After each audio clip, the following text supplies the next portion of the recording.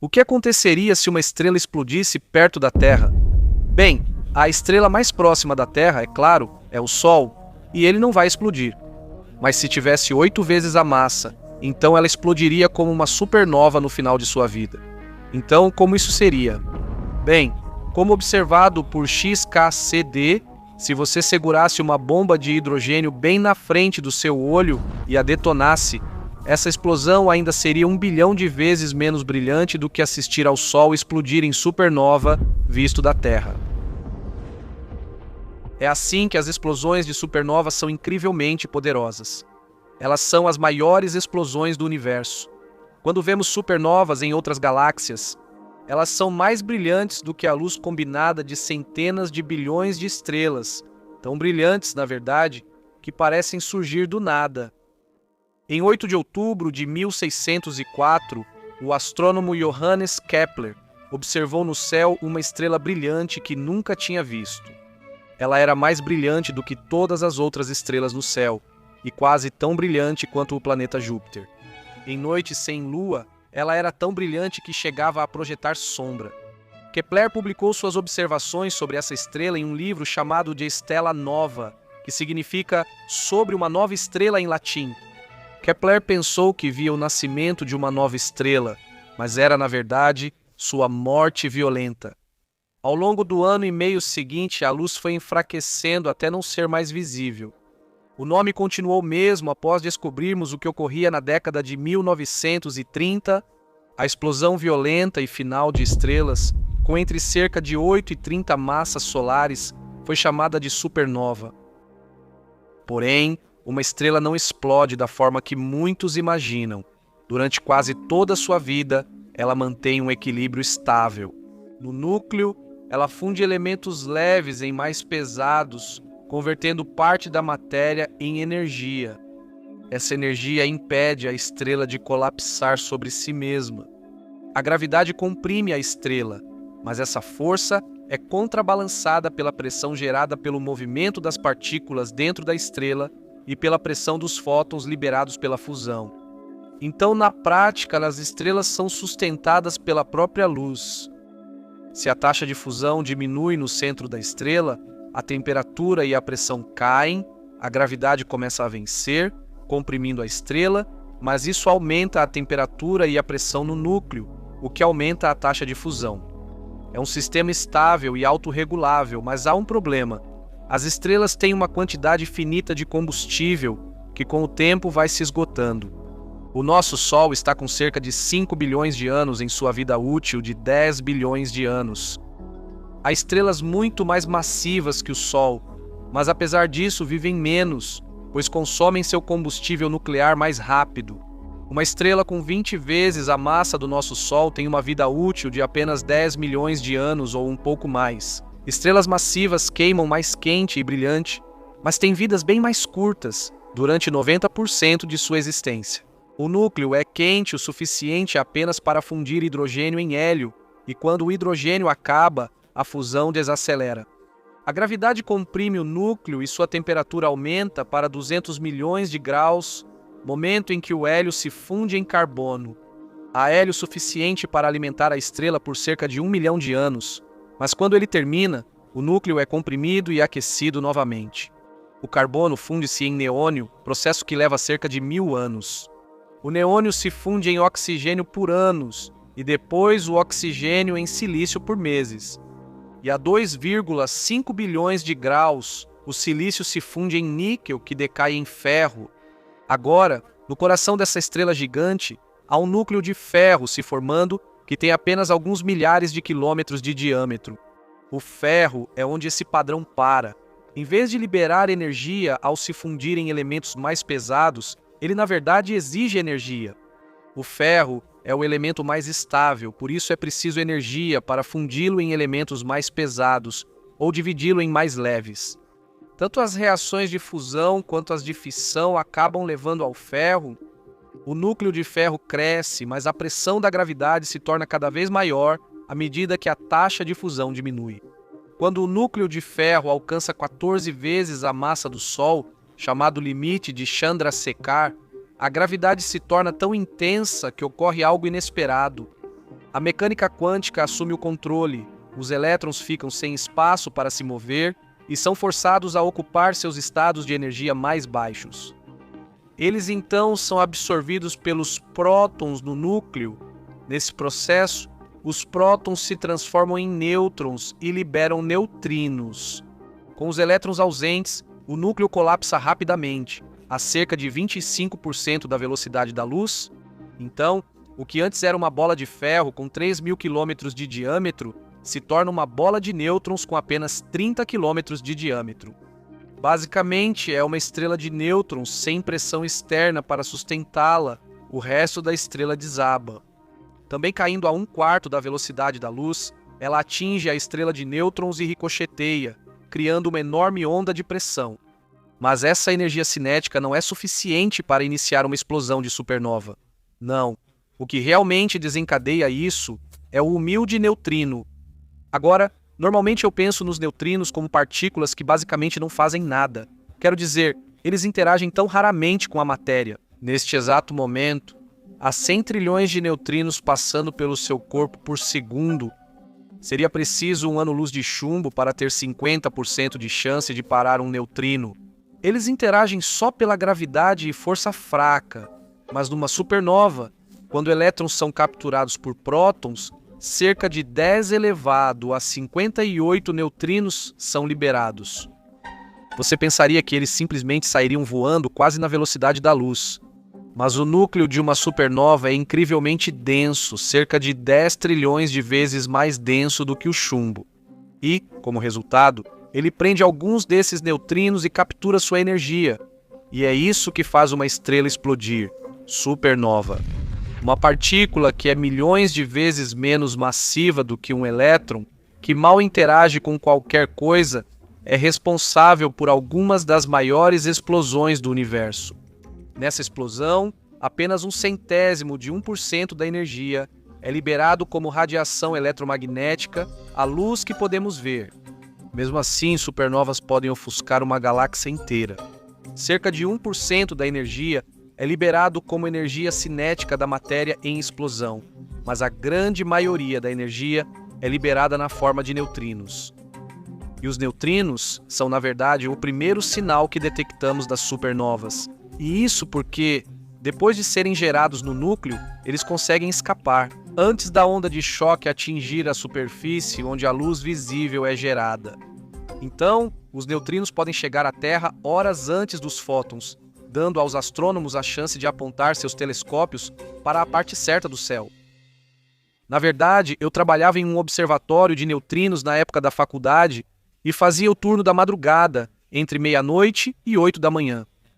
Se eu detectasse um grande aumento no fluxo de neutrinos durante meu turno, meu trabalho era ligar para acordar os cientistas e eles monitorarem uma supernova. Isso nunca aconteceu de fato, mas tivemos alguns sustos. Preciso esclarecer algumas coisas. Nem todas as estrelas muito massivas explodem ao colapsar. Algumas viram buracos negros, ou seja, não explodem. Supernova. E em segundo lugar, existe outra maneira de criar uma supernova. Às vezes, uma anã branca muito densa atrai matéria de uma estrela próxima e, ao atingir o limite de Chandrasekhar de 14 massas solares, colapsa e gera uma supernova.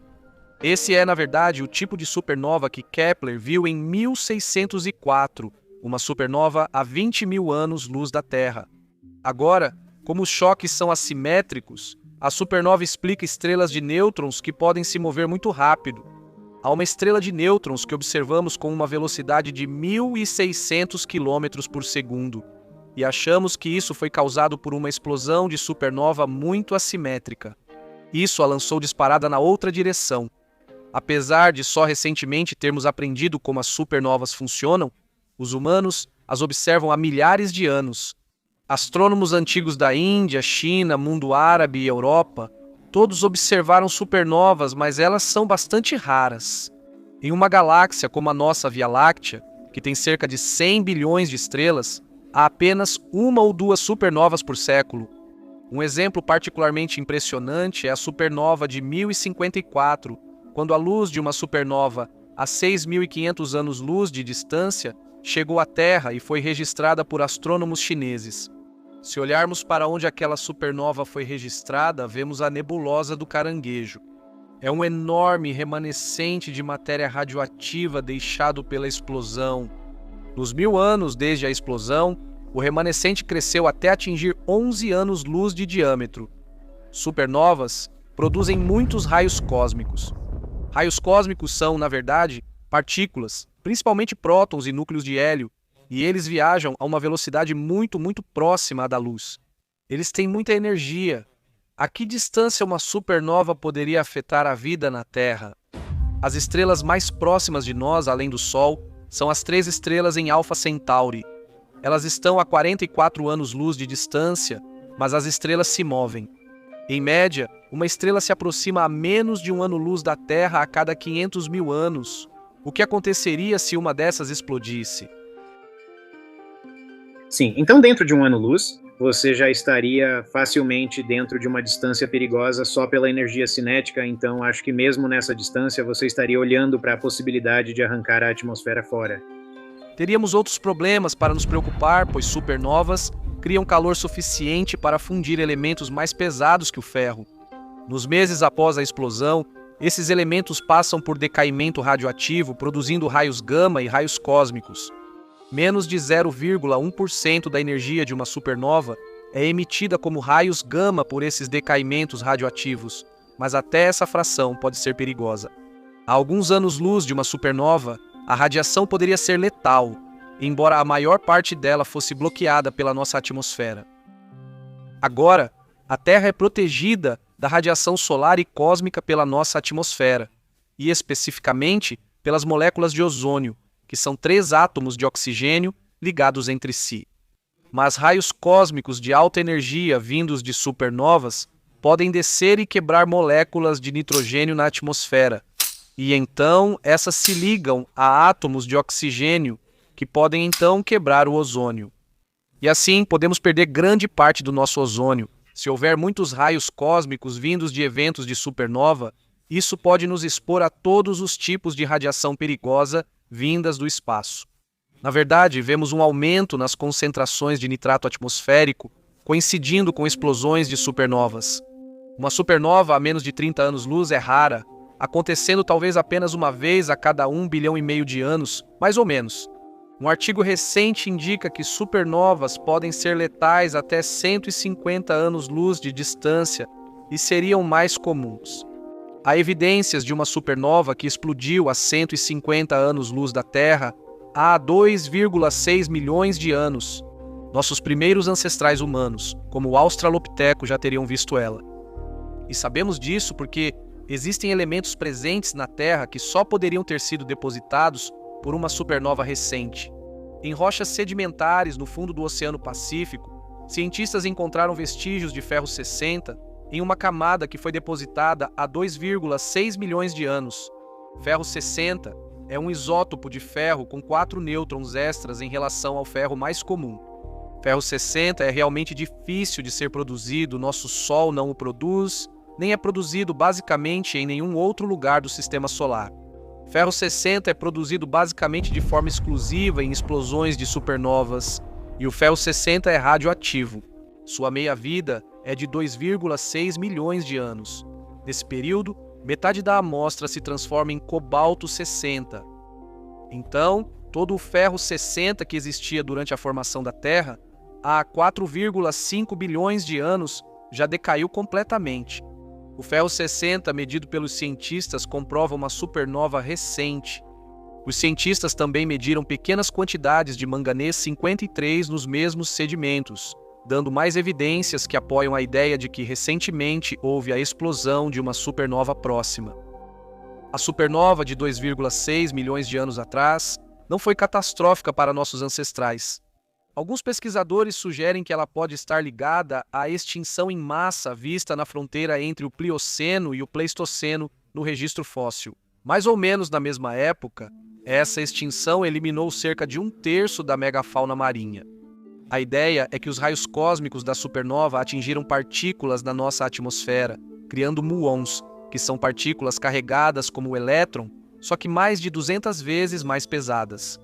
o fluxo de muons durante anos após a supernova teria sido 150 vezes maior do que o normal. E quanto maior o animal, maior a dose de radiação que ele teria recebido desses muons.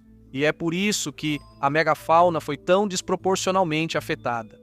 E além disso, os animais que viviam em águas rasas tinham mais chances de serem extintos em comparação com aqueles que viviam em profundidade, onde a água teria protegido eles dos muons. Mais evidências dessas supernovas recentes e próximas vêm do nosso lugar na galáxia, sabe? Se você olhar para o espaço entre as estrelas da nossa galáxia. Há, em média, 1 milhão de átomos de hidrogênio por metro cúbico, o que ainda é praticamente um vácuo perfeito. Mas por centenas de anos-luz, em todas as direções ao redor do nosso sistema solar, você encontra 1000 vezes menos átomos de hidrogênio. É como se todos tivessem sido soprados para longe e nosso sistema solar existisse nesse vazio cósmico em uma bolha de baixa densidade. Então isso é uma evidência de talvez dezenas de supernovas que teriam soprado todo esse material para fora. Mas existem explosões cósmicas que são ainda mais mortais do que as supernovas normais. Raios gama. Os estouros de raios gama foram descobertos pelos satélites Vela, que buscavam testes nucleares soviéticos. Mas em 2 de julho de 1967, os satélites detectaram uma grande explosão de raios gama que vinha do espaço. Existem 2 principais fontes de explosões de raios gama: a fusão de estrelas de nêutrons e o colapso do núcleo de estrelas gigantescas, chamadas hipernovas, que são causadas por estrelas com pelo menos 30 massas solares. E girando rapidamente, o colapso delas leva a uma explosão 10 vezes mais poderosa do que uma supernova comum, e deixa para trás um buraco negro. As explosões de raios gama causadas por hipernovas concentram a maior parte de sua energia em feixes, que têm apenas alguns graus de largura. Se houvesse uma explosão de raios gama a menos de 6.000 anos-luz, isso diminuiria o nível de ozônio o suficiente para ser catastrófico.